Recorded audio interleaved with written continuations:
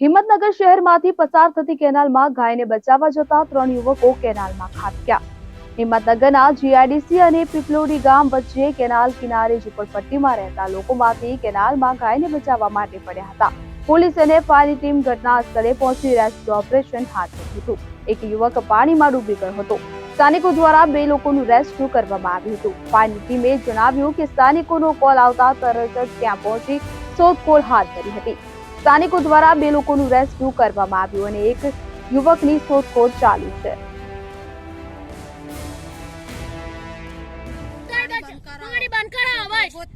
છોકરો ગોત્યા અમારો છોકરો જોઈએ બસ અમારી ઘરની વ્યવસ્થા નહીં ને ઘરની વ્યવસ્થા કરી આલો બસ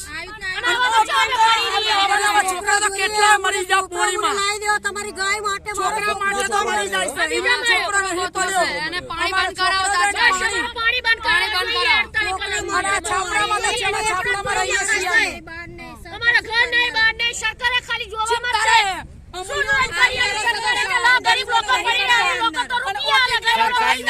સરકારને અમે દરખાસ્ત કરેલી છે બરાબર કે ભાઈ કેનલ છે અમારા છોકરા નાના નાના છે તો કરીને પડી જાય તો અમને સુવિધા આપો બરાબર પણ અત્યાર સુધી નોંધ નથી લીધી બરાબર। આ લાપરવાહની સરકારના લીધે આવું થયું છે।